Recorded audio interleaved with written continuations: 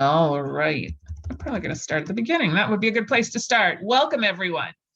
My name is Deborah Gallant. I am today's facilitator, though I am not your presenter. I'm the executive director of E4All in Berkshire County. And what I found was that though many people in our E4All community go through our 12-week accelerator, there's a lot of stuff you can't cover in the same 12 weeks. So we added on these monthly programs, we call them deep dives, on things that we think you would benefit from learning more about. Our most popular one by far, not to denigrate Lee, and maybe he'll have as many people as that one did, was getting certified as a woman or minority-owned business. And if you haven't seen it and you're interested in it, all of our E4All deep dives are archived on the E4All website. So today we have Lee Rafkin talking about why you need a brand. And I have a feeling that Lee is going to fill every minute of our presentation today. This is such an important topic. Anyone who has ever been at an E4All thing presented by Deborah knows that I always pause to thank our sponsors, because all E4All programs are offered free of charge to participants because of the generosity of these wonderful people who make that possible. And in case anyone's here doesn't know about E4All, is hearing about it for the first time, E4All partners with communities nationwide to help underrepresented individuals successfully start and grow their business. And these numbers are getting updated within the next couple of weeks. I've heard that there's over 1,000 businesses now started by E4All alumni across our 15 sites, and 70% of them still active after 3 years. It's an organization that we can all be proud of being part of. And I'm so glad to bring these deep dives to you. So this month we're on the 4th Monday instead of the 3rd Monday, because last week was President's Day. Normally it's on the 3rd.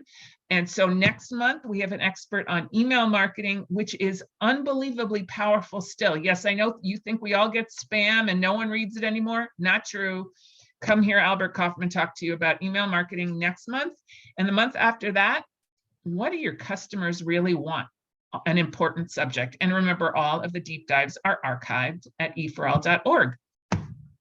So our format for today, Lee is going to present, and Lee knows me well enough to know that while I'll keep my microphone off most of the time, if I have something important or cogent to ask him or poke him about, I will ask that. And you are all welcome to type in the chat box at any time. We are going to leave a whole 30 minutes at the end for Q&A. So if you have something you want him to look at or talk about, or what do you think of this brand, a more involved conversation, please do save it for the Q&A, because I know he has a program to present. But we want to leave time for that discussion. And sometimes some of the most fun conversation happens at the end. And the good news is we don't record the end. So you can ask any question you want and not worry about it being memorialized forever. We only tape the presentation. So I am now going to stop sharing my screen. If I can get my cursor to work, there we go. And we will let Lee start sharing his screen. I'm not going to do much of an intro here because I presume you will tell everybody your bona fides as part of your presentation. But Lee is now second-time mentor for us, a great friend of E4All in Berkshire County, originally a COVID refugee to his second home, and now he's permanent. He can't get out of here. The place is, we've got you in our tentacles. We're delighted to have you, Lee. Thank you so much. Hi, everybody. So how many do we have with us? We have, I think, 5 in addition to Allison and Deborah. Is yeah, that right? And more folks will probably join us. Okay. All right. So hi, everybody. I have never done one of these deep dives before, but I have been a mentor for E4All. I'm a big, big believer in the program. As Deborah said, I am a COVID nomad. I was based in the New York City area and moved up here 2 years ago to a weekend place in New Marlborough. I have an office in Great Barrington. I live in New Marlborough in South County, and I am a huge convert of the Berkshires and of this lifestyle. And I just really love doing what I do from where I am. And I am a brand consultant. So I work with a wide range of clients doing strategy and branding and marketing and communications work. I can really work from anywhere. That's why I'm so happy to be here. I usually work from an office in Great Barrington. But I thought actually before we even got started and I share my screen, it would be wonderful to meet all of you and just get just a minute on on, you know, an introduction on why you're here and what you're interested in learning about, and maybe that will help me as I present I can tell you that Kayla is driving, so she probably doesn't want to unmute. So she's driving from Boston. She has a newfound love, which are handmade and accessories and home decor based in Lowell. And the rest can, if they're available, are more than happy to unmute and introduce themselves. Just a brief hello, so I know who we've got listening, and I can go from there. How about Cindy Cotton? Hi, I'm Cindy. I'm from Cape Cod. I'm the executive director of the Osterville Village Library on Cape Cod. And I also have an invention, the Pet Poopy Pouch, which instead of carrying a bag of dog poop in your hands, you put it in a decorative pouch that attaches to the handle of your leash. So hopefully you're not leaving the plastic bags by the side of the road or leaving your dog's poop by the side of the road. So I'm trying to figure out how to market that, brand it better. If the name's too childish, if, you know, what I kind of need to do to take it to the next level, because I believe in it. That's it. Excellent. Great. Welcome. Thank you. Thanks, Cindy. How about Laura? Is it Lara? You met Lara last week. I met Lara last there, week. Hi, yes. how are you? It's Lara, like Sarah with an L. Good to see you. Good to be here. I am founder of Swift Ink Stories, a writing, teaching, editing service for people who have just started or who have a book in progress. And I'm part of the E4All Berkshire's spring cohort. So I'm thrilled to be here. We didn't get matched up, but I loved your idea. And I know also that you are both a writer and a singer, a vocalist. Is that right? Yes, Multi-talented. well, thank you. I wear a few hats. So yes, good to be here. And where do you live in the Berkshires? I live in Washington, next to Beckett. Yeah, great. Welcome. Yeah. How about Christine? Hi, I'm Christine Rose, and I'm the co-founder and owner of Four Corners Yoga Plus Wellness in Dorchester. I wear multiple hats, though. I'm an entrepreneur, so I help my sister with her hair salon. She's had for 20 years in Mission Hill, Liz's Hair Care, and not so much anymore now, but my cousin owns Always in Bloom Flower and Gift Shop in Marion, Mass, and I helped her out in the beginning as well. And I just, you know, I subscribe to the newsletter, and so I saw something about Google Analytics, and I'm like, let me go ahead and just join this time. It fit into my schedule, so here to learn. We're glad to have you. Awesome. Glad to be here. Should I keep going? How about Michaela?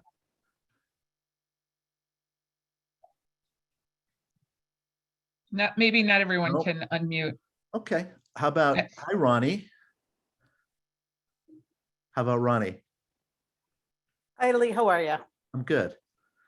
Well, I'm so glad you're doing this. I'm here listening and learning from my daughter who's starting her own dog walking business. Yeah. Well, not dog walking, professional dog training business. And she wanted to be here, but she had a doctor's appointment postponed from Friday. So she's going to come in a little late. So I'm recording everything. I'm trying to take notes as well as she does. Awesome. So, welcome. Hi, welcome. How about Kimberly? Hi. Hi, I'm Kimberly Doplace. I own Soul Good Confections. It's a company that makes better candy with clean ingredients, and it's made with 100% organic coconut. So I've been in business since June, and I'm really excited to learn more about branding. Fantastic. Thanks. Anybody else? I saw Jim for a minute, but now he's gone. Anybody else? Yeah, he might pop back on. I know he was on his phone. Michaela, are you ready to, could you unmute, or are you still there? Okay. Anyway, I think that's it, right? Are there other folks that For now. Okay. All right. So I'm going to share my screen. Let's see if this will work. Let's see what we've got here. Tell me if everyone can see what I've got here on my screen. Perfect. Got it. Okay. You probably want to go. Yep. Exactly. So I have a presentation that I was going to give, and I thought I would spend maybe about 40 minutes on that, and then we could do some Q&A. It's really my first time doing a deep dive, as I said, but just in terms of my experience, I've worked with E4All for a couple of years now, really get tremendous satisfaction working with business owners, entrepreneurs, people who are starting businesses at various stages of businesses. And in my brand consulting practice, I work with companies large and small, and the questions are exactly the same. The problems to solve are exactly the same, and it really all starts with a brand. And so I'm really happy to talk about branding and the title of my presentation, Why Brands Matter.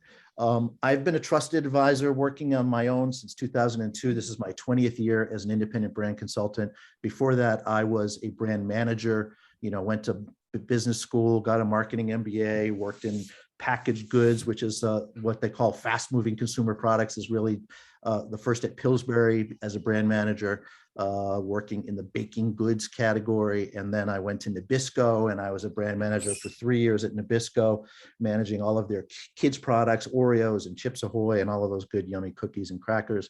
Then I went to Nickelodeon because I was doing lots of tie-in promotions with the cable TV network Nick and Nabisco, and ended up head of marketing for their licensed products business. And then I went out on my own. So I show you all of these logos, not because I want to, brag about the big companies I've worked for, but really to show you that I've worked in a wide range of categories. And I believe now more than ever that a consumer is a consumer is a consumer. And it doesn't matter whether it's a big B2B consumer who may be, buying a piece of military hardware, or whether it's a consumer, buying a soft drink off of a shelf. A consumer still is a consumer, whether they're B2B, B2C, big, small, and fundamentally understanding your consumer is really what it's all about. And I'm a big believer in cross-pollinating insights. So the things that I've learned from talking to consumers for Starbucks or Pepsi-Cola,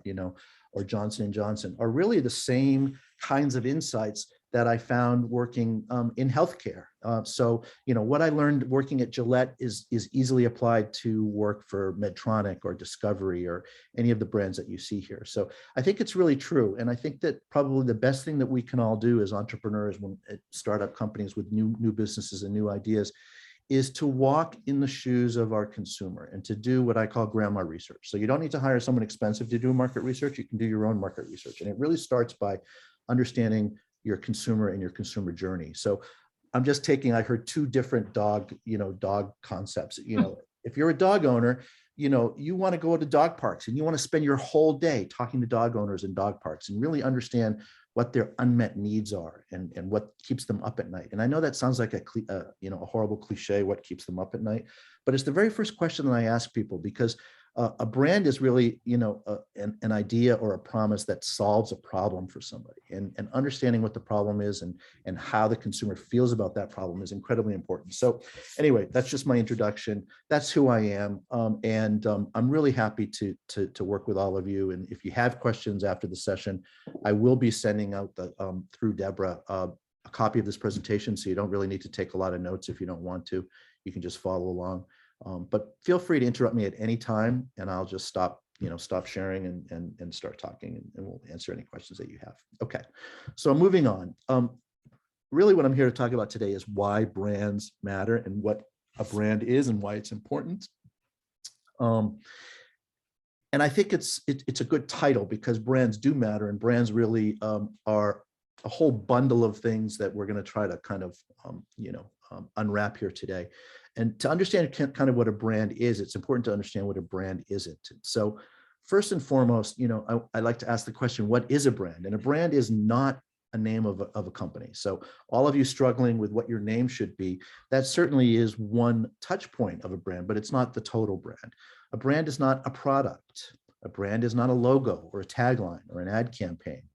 What a brand is an idea in the mind of your target audience. And I call myself a insight-driven brand consultant because I spend a lot of time up front doing market research before I even work with clients on what the brand is and what it should be and what it should sound like and what the name should be and what colors we should use and all of that good stuff.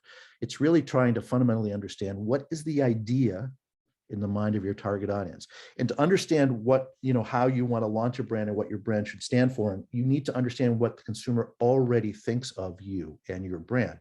If you're a brand new company and you really don't have anything out in the market for a consumer to respond to, you can still understand what they think about your category, what they think about the problems that you're solving, what they think about competitors who may be in a similar or adjacent category to you.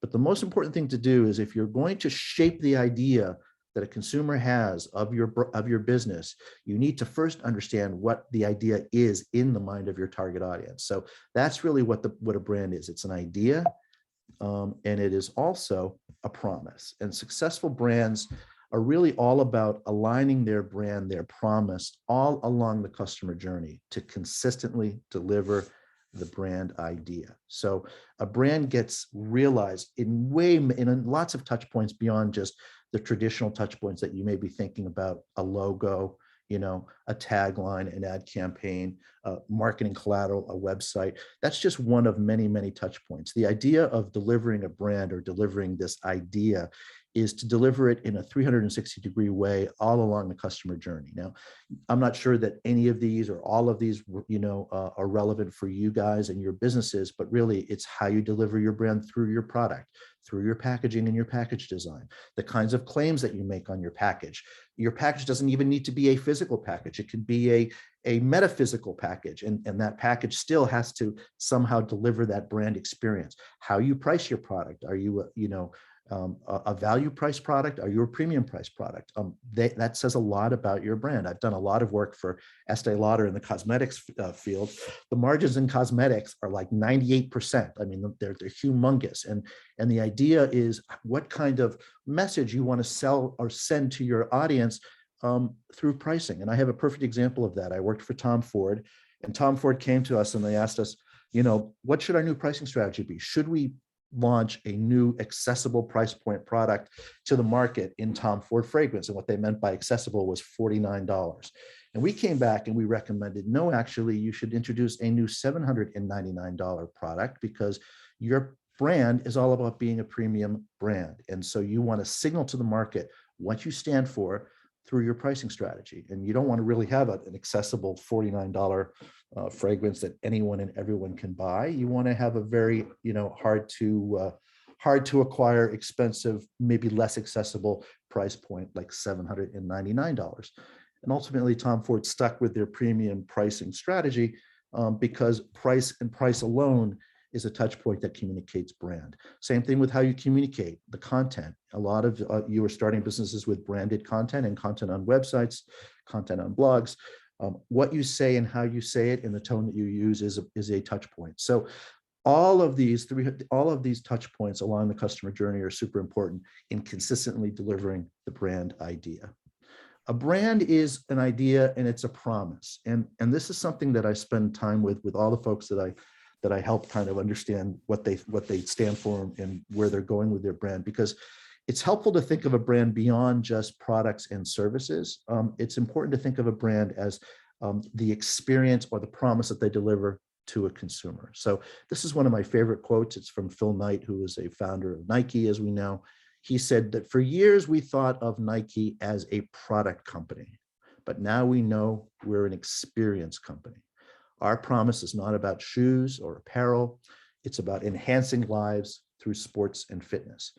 And so it's an excellent quote because it really supports the idea that your brand is an experience. It's a promise that you make on how a consumer will feel when they consume your product, or how your customer will react when they consume your product. And so I challenge everyone to elevate the way they think about their brand from rational benefits and emotional benefits to experiences. And Nike is a perfect example. Yes, they make killer running shoes and they make great apparel. I'm wearing something right now from Nike.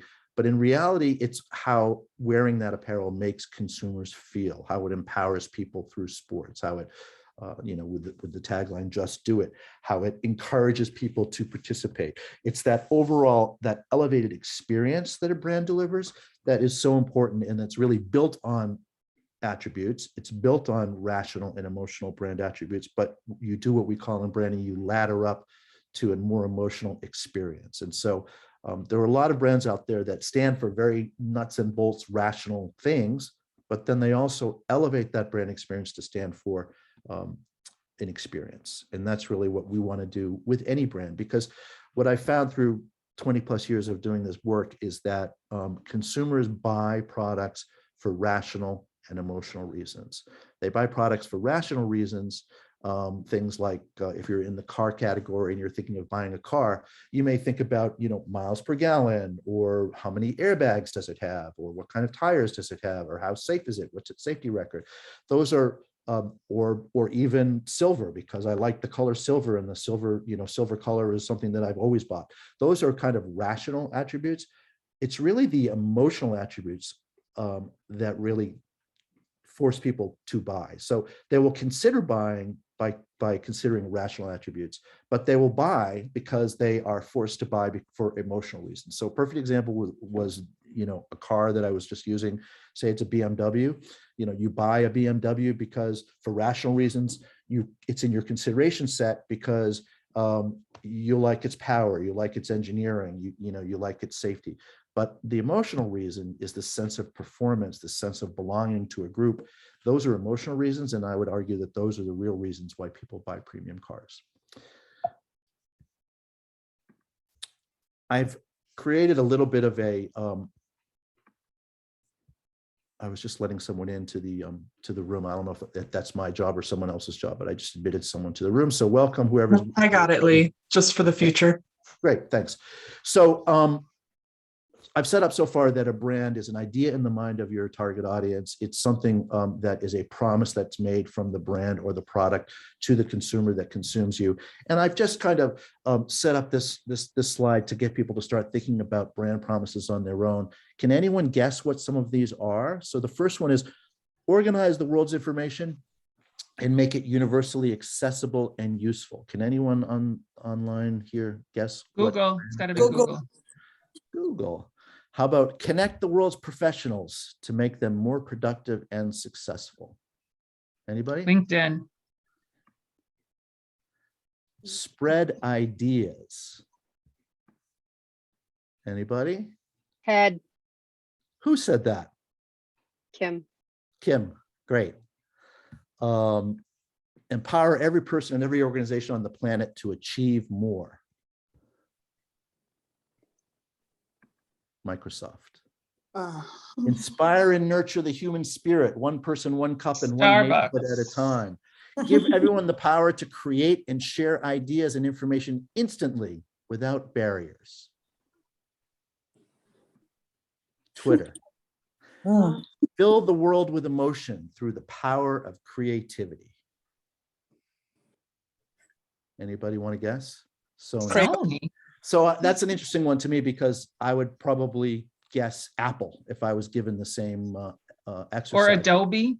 So Sony was the Apple 25 years ago. It's no longer. I think it's really lost its competitive edge, but this idea of leveraging the power of creativity. So you can see, and then the last one is Tesla, accelerate the world's transition to sustainable energy. You notice that Tesla says nothing here about automobiles, about cars, even about batteries, because a lot of people would argue that the Tesla brand is really more about powering everything through its amazing batteries.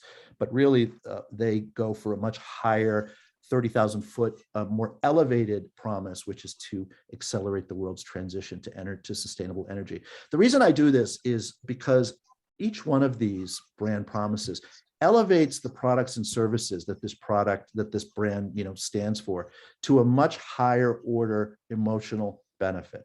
So TED is not about, telling people everything you can say in 7 minutes and entertaining people along the way. It's about this much higher order idea of spreading ideas. Starbucks doesn't even mention coffee there. It's all about inspiring and nurturing the human spirit. Twitter, about giving everyone the power to create and share ideas. Even this idea of connecting people through LinkedIn is a highly emotional promise. So I challenge everyone to think about their businesses, whether they're startups, whether they've been out in the market for a few years, whether they're a Fortune 100 company, in terms of what your promise is. What does your consumer expect from you? What are the unmet needs that you are filling for your consumer? What problems are you solving for your consumer?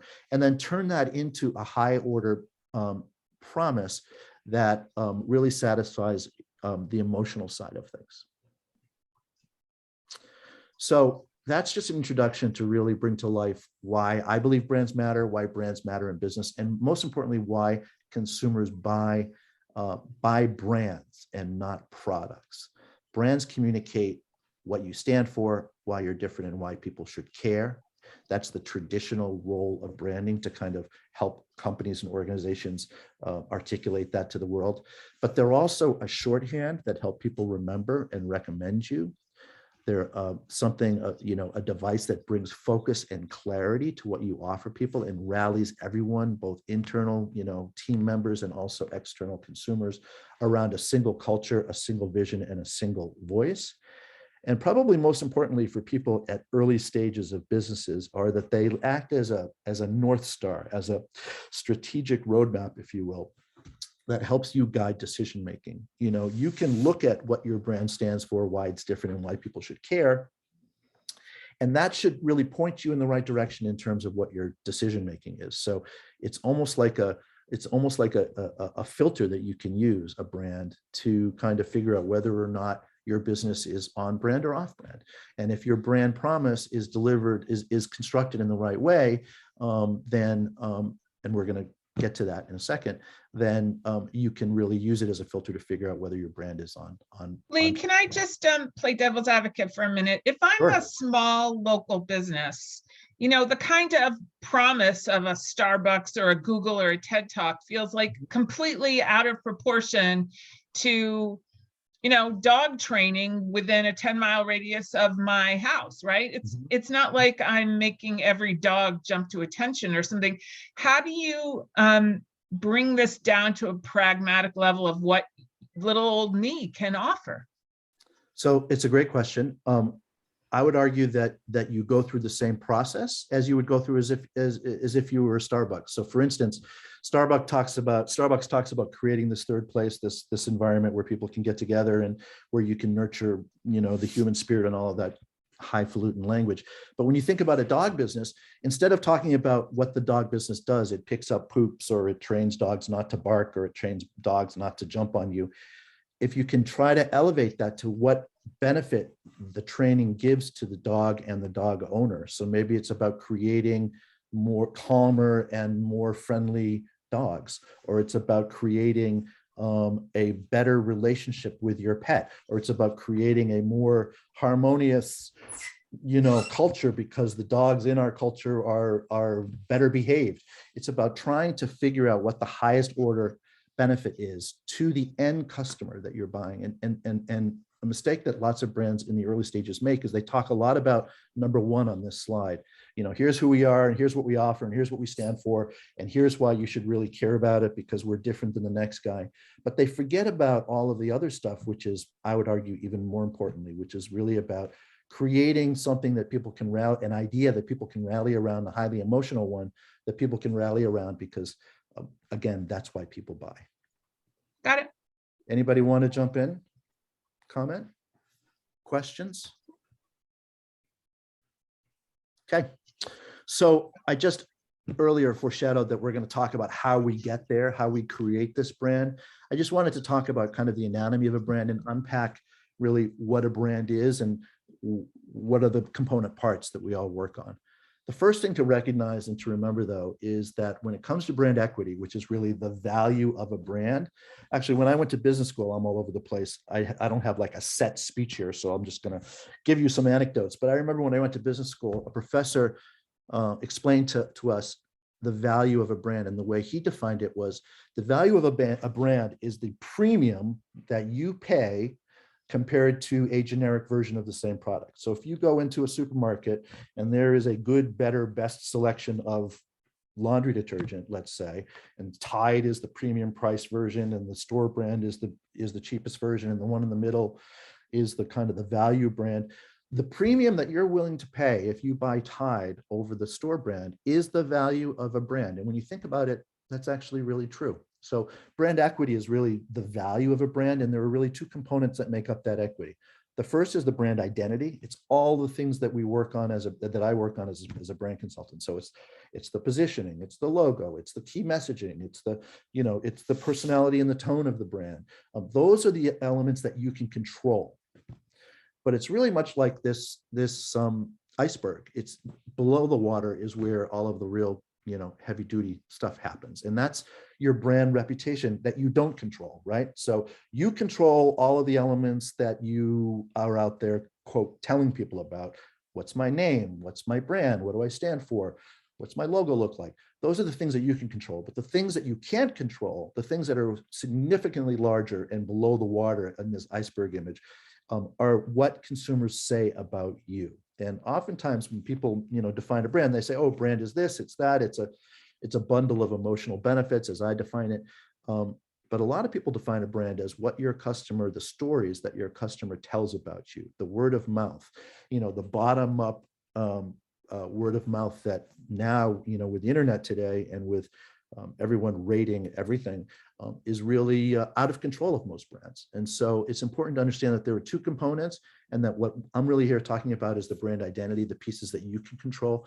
The way that you control or at least influence the stuff below the water in the iceberg, the brand reputation, the way you really control that is by delivering on your promise. So you establish a brand promise, what it stands for, and then you deliver on that brand promise. And the better that you do in terms of delivering on your brand, the better your reputation, the better your brand equity, and ultimately brand equity kind of equals business success. And if you look at any kind of rational, metric like the stock market, companies that are highly branded perform much better than companies that are not highly branded. So whether it's a correlation or not, scientifically we can debate about, but brands that have strong identities are brands that are successful. So just with that introduction, I will tell you that for many brands and for many companies and for many folks that are in the position that you all are in as you're starting the incubator or you're starting to think about launching a business, it's important to think about a brand almost as an empty vessel that gets filled up with meaning. So when you start with an empty cup, and slowly and surely through all of these different attributes or different categories, you start to fill up your brand with meaning. So with a brand position, with a name, with a logo, with a tagline, with key messages, with your tone and personality, with branded content out there, with customer experience, and with word of mouth, what people say about you. So when you start, it's an empty vessel, but slowly and surely you fill that empty vessel up with meaning, and you start to have a brand that starts to mean something. This happens all the time when I'm talking to clients about names, and we recommend a name to a client, and they feel like, I'm not so sure that really fits. And the reason they feel like it doesn't really fit is because they really have an empty vessel for a brand, and that slowly and surely start with a name, then a position that reinforces the name, maybe a tagline that reminds people in a memorable way of the name. You get to a point where that vessel starts meaning something. Okay, so let's get into the first most important component of branding, which is brand positioning. I'm getting ahead of myself, so I apologize. Remember that we talked and we defined brand positioning as the promise that you stand for in the mind of your target audience. And all of these brands that you see here in this graphic, they all have very distinct promises. If I were to call out Coca-Cola or IBM or even Barbie, you would know, and you would also pretty much agree, all of you, on what that brand, kind of stands for. And that's ultimately what we want to do. We want to create and craft a promise that's a universal promise that people can kind of understand, that's in the mind of your target audience. Okay, so the way to do that, I thought, is to do this, to do a brand audit. You can do it in a number of ways. You can hire a researcher to talk to consumers to answer these questions. You can answer these questions yourself doing your own research. You can go out and observe consumers at a farmer's market or at a store or at a school.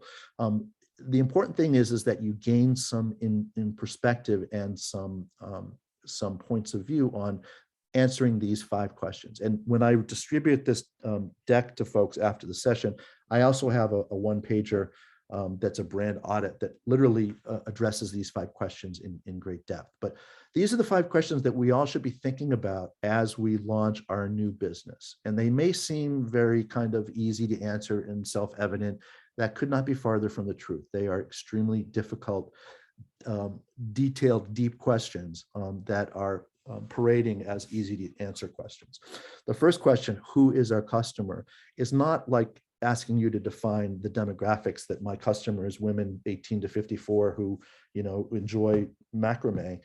It's really the answer is more like, what is my customer thinking? What is his or her emotional state? What are they looking for in a brand? What are some of their unmet needs, their behaviors, their attitudes? That's really the kinds of questions we want to answer so that we can define in a really targeted way who our customer is, so that we can actually meet their needs and offer them a product that's going to satisfy them. Second question you can ask yourself is, what business are we in? And again, sounds like a simple answer, right? Oh, we're in the restaurant business. I would argue that's not the case at all. Consumers choose from among brands. They don't choose a single brand. That example that I used before, you walk into a Target store and there's a good, better, best selection of laundry detergent. They don't choose Tide. They choose from among a collection of brands in the same category. So they consider Tide, but they also consider the price brand and the medium price brand. So consumers, really choose from among brands. And so answering the question, what business are we in, gives consumers and customers a really healthy, helpful frame of reference. So a way to think about your business. So instead of saying, oh, we're in the restaurant business, what business are we in? We're in the evening entertainment business, right? That's a totally different thing to say about your business than I'm in the restaurant business and I serve food and drink. If you're in the evening entertainment business, that may mean you're not open for lunch. That may mean that if you're faced with a decision on whether or not you want to have a jazz singer, then maybe you will, because you're in the evening entertainment business. So answering the question, what business are we in, gives consumers and customers a helpful frame of reference so that they can compare and contrast you versus others who they think do similar things or some of the same things. What do we stand for is really a question all about positioning. And this is where you really take a stand and you think deeply about what you and your brand stand for and how that gets expressed through your business. The next question is, what makes us different? That's a classic differentiation question. So question number 3 is, what's my positioning? What's my stake in the sand? Kind of what do I represent and what do I stand for in the world? And then question 4 is, how is this different than everyone else that's out there? What is it that makes us different as a brand? And then finally, why people should care. That final question is really, again, about what is the final emotional benefit that consumers get from consuming your product. So why should people care about what you stand for? Why should people care about why you're different? You need to give people a reason to believe, a proof point or multiple proof points for why they should believe in you as a brand. So once you've concluded this brand audit, whether it's by conducting your own research, which I know the E4All program has you do a very comprehensive research programs or a research project so that you can really survey your consumer base, your customer base, to truly understand what their needs are. Whether you do it that way, whether you do it through desktop research by going online and looking at competitive brands, whether you hire someone to do the research, or whether you do your own, you do your own research by spending observational time. These are 5 questions that you really do need to answer before you create that promise that I showed you. I'm going to give you a case study now. I'm going to walk through a case study that just shows you how I did it for a project. Oftentimes when I'm working with folks on how to do this, it's helpful for them to actually see an example. So this is an example of work that I did for GBMC Health Partners. GBMC is a big community hospital in the Baltimore area. I don't know if anyone knows it. It stands for the Greater Baltimore Medical Center. Its biggest competitor in the market was Johns Hopkins University Hospital. And for any of you who are in the healthcare space or know it or have had an experience in hospitals, there's a huge difference between a community hospital like GBMC, Greater Baltimore Medical Center, and a university teaching hospital like Johns Hopkins. Teaching hospitals are known for being very, very sophisticated medical treatment. It's a teaching hospital, which means it's all about publishing and academics and training of residents. And customers, when you talk to them, patients, when you talk to them after being through Johns Hopkins, will tell you that it's a very impersonal experience, that unless I have a very rare blood disease, they don't really care about me. Ultimately, you don't go to a teaching hospital for a broken arm, you go to a community hospital for a broken arm. But if you It's so funny, Lee, that you're doing this. I lived in Baltimore and I've been a patient of both of them. So this is so interesting for me to see this. Do you agree, Deborah? I totally do. So people actually hated going to Johns Hopkins. I hate driving downtown to Hopkins. It's horrible. It was in a bad part of Baltimore, correct, Deborah? I can't even see you, but I assume, yep. It was in a bad part of Baltimore. It had doctors that didn't pay attention to you unless you had, 3 heads, literally. It was a place where you couldn't really see the main doctor. You basically saw the doctor's resident because it was a teaching hospital. And the contrast to that is a place like GBMC, which was a local community hospital. And so what we did was we did research, we talked to patients, we talked to physicians, we talked to staff all over Baltimore, folks that worked in both places, and also folks that were, that were in the market. And GBMC, this local community hospital, bought a doctor practice of about 400 physicians. And I was hired to brand them and to name them and to position them. So we knew from the start that we were going to include GBMC, but really, what do we append GBMC with? What kind of endorsement do we give GBMC to name this new doctor practice? So we did this research and we came up with a list of brand attributes, both rational and emotional. And they were that GBMC Health Partners was personal, it was integrated, it was independent. You can read this list: unified, compassionate, etc. So we narrowed down the emotional and the rational brand attributes, those describing words that people use to describe the experience. And this was both a current state and also an aspirational state. It's also a future state of where the brand wanted to be, the brand of GBMC Health Partners. We took those brand attributes and we put them into a construct that I call a brand pyramid. And what this really does is this prioritizes the most important attributes, the things that are the describing words that are most important about the brand, that you can then roll up into a brand positioning. And so I separate this brand attribute pyramid, and you all can do the same kind of exercise into 3 layers. The bottom layer are what I call entry stake attributes, or table stake attributes. Those are brand attributes that are commodity attributes. They're important, but they're expected of all competitors in a category. So they're not unique to your brand, but they're unique to the overall category, and they're important that you have. So those are qualities like GBMC is high quality, patient-centered, comprehensive. The second level of the brand attribute pyramid are qualifying attributes. Those are attributes that are highly valued. They're important reasons to believe that support the main positioning. And then at the very top of the pyramid are spike attributes. Those are the brand attributes which uniquely define and differentiate you as a brand. And so after all of this research work that we did, looking at all of these brand attributes, placing in the brand pyramid, really where we landed was that GBMC Health Partners really is about a more personal experience, about an integrated offer as opposed to a specialist model that Johns Hopkins followed, and that they were independent and not affiliated with a major university. The second level is that of the qualifying attributes, they're compassionate.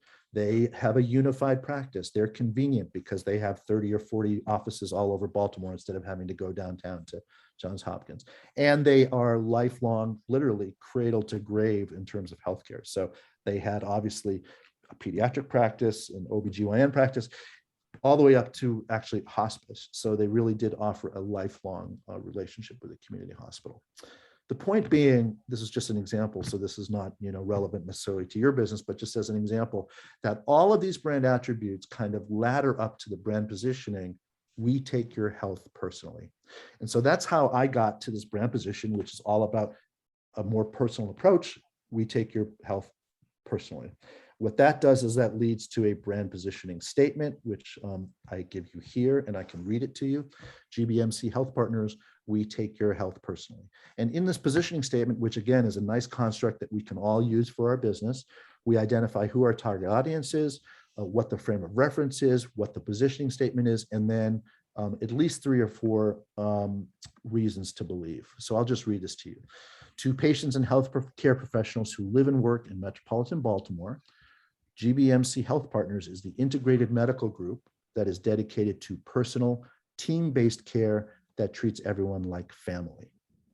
Dedicated to personal, team-based care that treats everyone like family.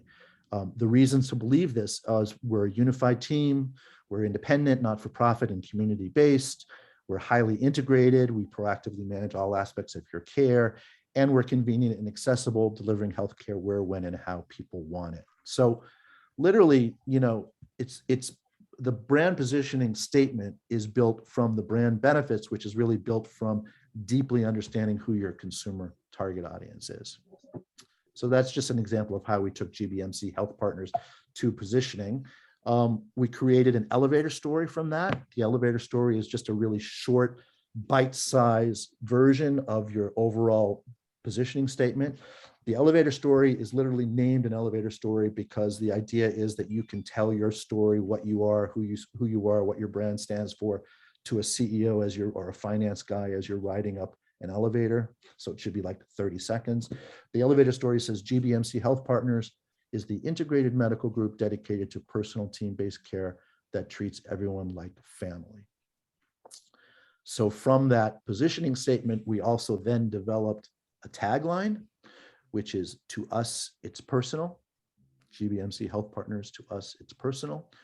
And then we drove all of that through all of the touch points in a 360-degree way. The website, marketing collateral, TV and radio advertising, banners, both inside and outside of the hospital complex, events, all of the various marketing and communications touch points to really tell the story of GBMC Health Partners as a dedicated, personal, team-based place that treats you like family. So that's kind of a case study, if you will, of how to bring what I was talking about to life through brand positioning. Even how your reception area looks. That's also and developing a whole brand identity system around it. So those concentric circles that you see behind it are a pattern that we developed to kind of express the brand through all sorts of printed material. But anyway, I'm going to just pause right there because I kind of started with the theoretical about why brands matter, what they stand for, how you kind of execute a brand in a 360-degree way through all of your touch points. And then I gave you an example of how we can do brand positioning step by step in terms of having some of these tools. And I would encourage you, and I would be more than happy to help you all kind of think through your businesses and ideas using these constructs. It's Lee, can you go back to the slide that had the manifestation of it, all the different lines that you read? It was just a few slides ago. Sure. Because I've never seen that format before, this one. Yeah. So this is the format that I use. I mean, every consultant kind of has their own construct, but it's a brand positioning statement that really just in a very methodical way tries to line out, tries to identify who your target audience is. So who you're talking to, that's the first line, right? What business you're in, which it all goes back to the 5 questions that I used in my brand audit. What's your frame of reference? So they're the integrated medical group. What's your positioning, which is literally what do I stand for and what makes me different? We're dedicated to personal team-based care that treats everyone like family. And then why should I believe it? What are the both emotional and rational reasons why? And I have 4 reasons to believe here. So it's a good construct, and it really does flow naturally from the brand pyramid, because hopefully you can see that at least the spike attributes and even the qualifying and spike attributes, the 2 top levels, really do translate into this statement. So can bring the attributes back. I love that pyramid. These are great things. You guys, you can tell I'm seeing this for the first time. So I'm getting really excited. It's a different way to think about this. So like if we take, we have the healthy candies here, right? How do we, the entry stake, well, that it tastes good. I mean, how would she figure out how to do this and ask her customers questions to help figure this out? So definitely qualitative research, talking to customers. So when I say qualitative, I mean one-on-one interviews, focus groups, what I call retail safaris, where you literally walk into a store. You can walk into the Big Y and intercept people who are in the candy aisle. You can talk to candy lovers. You can go online and read blogs about people who are candy experts. You can immerse yourself in the candy category and get a lot of qualitative insights from those. I have a whole section, a whole nother training that I do about insights and how you kind of harvest insights. But insights are really ideas or new ways into a category or new ways of thinking about a product or a category that maybe your competitors haven't. And I do a lot of work with clients just on insight mining. Well, it's funny because believe that insights are competitive in and of themselves, are competitive advantages. Right. Like Lee, you have never lived in Baltimore, and I lived there for 4 years. Mhm. And you nailed the very first reason why people pick GBMC over Hopkins. It's because they hate driving downtown. It's inconvenient. It costs money. They're not nice to you, all of those things. And you couldn't have known that from sitting in your Great Barrington office. So somebody somewhere you asked a good question to so that they would tell you that. So that was the result of maybe 30 one-on-one interviews and half a dozen focus groups. And you just have to know what questions to ask and how to listen. Every good researcher has what they call a discussion guide or a moderator's guide that kinds of lays out what are the learning objectives, the things you want to learn about your brand, the insights that you want to generate about your brand. And it can start with how do you feel about this place versus that place, but it can also be all sorts of kind of creative projection exercises. Like when I say the word medical expert, what do you think? And the words that people use are phenomenal and they're different. And you kind of learn how to hear them and read between the lines. So if you say, please define for me medical expert, and the person says, oh, they have 30 scholarly articles published in, the New England Journal of Medicine, you know that most likely they're probably a Johns Hopkins person. But if they say, oh, medical expert means someone who really spends the time with me to understand what my needs are and treats me, and treats my illness well, that's more likely a community hospital kind of patient. Great. I want to ask one more clarifying question, and then I think we'll let you wrap this up and then get to some Q&A and let people actually brainstorm with you on their brand, which is, how do you identify the competitive set? So GBMC knew who, but there's also Mercy and there's other hospitals in Baltimore, but they decided they really wanted to have the medical community and the patient community think about them versus Hopkins. How do you figure those things out? Great questions all around, Deborah. So it depends obviously by category, and it depends what kind of work you're doing, what kind of company you're in, but observationally, the first thing you do is through observed behaviors. You observe who you're competing against in the category, and you figure out who maybe the leader is, maybe the upstart or the disruptor is, and what your role is within that category. I'm a big believer in the underdogs. So there are lots of underdog companies that are really trying to kind of take a bite out of a larger company. For instance, any kind of a local coffee shop in the Berkshires is an underdog compared to like a Starbucks, even though there aren't a lot of Starbucks here in these markets. So it's you basically kind of identify who you're competing against, what the market is, and that's how you identify who you are. But normally, if you're working with an established company, they know very well who they're either losing sales to or gaining sales from. The important thing about that, Deborah, though, is defining that competitive set really broadly. So Nike would not necessarily name Adidas or Reebok as their competitor, although they're direct competitors. They would probably name maybe ESPN as their competitor, in the sense that it's about the experience of elevating athletic behavior to a new experience. And so defining your categories in both a conventional way, but also a non-traditional or unconventional way is really helpful, because when you start to talk to consumers about what are the benefits that they're getting from Nike apparel versus watching, soccer on ESPN, you start to understand kind of what some of those unmet needs are, and maybe Nike could be meeting a need that has absolutely nothing to do with, does the shoe fit? Yeah. Lee, you can stop sharing now while we're talking. I also think Sure. that when both of us went to business school, so one of the classic cases they teach you in business school is that the train companies thought they were in the train business. They didn't know they were in the transportation business, which is why Amtrak doesn't fly airplanes. So some of this is the trick of deciding who your competitor is. And in some cases, I don't know if we still have our poopy bag lady on here, Cindy, but like, is the alternative just letting your dog poop wherever? I mean, is that a reasonable, alternative? Is doing nothing?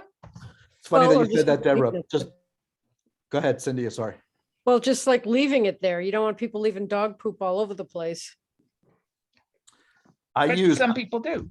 I I don't know. know. Or they if leave any the of you- bags. I don't know if any of you drive in Southfield or go to the Southfield store on Norfolk Road there, but every morning I drive by a building called the Whip Shop. Does anyone know the Whip Shop? The Whip Shop is this huge, beautiful old wooden building that used to house one of America's last buggy whip manufacturing companies. And that buggy whip manufacturing company, now it was an antique store, now it's private offices. There's a soup store there. But in the old days, it made buggy whips, and it defined itself, just as you're saying, Deborah, as a buggy whip manufacturer. Whereas if they had taken a much broader view and talked to customers and realized what some of the unmet needs were, which was, in the transportation field, and they defined themselves as a transportation accessory company or an automotive accessory company, they could be the Tesla of today, but instead they are an abandoned old building. Yeah. Because of the way that they thought about their competitive set. I think we're going to stop the recording now so that we can let folks unmute and have conversation about their brands, what they thought of Lee's presentation, and maybe we'll come up with a new name and brand image for you, Cindy.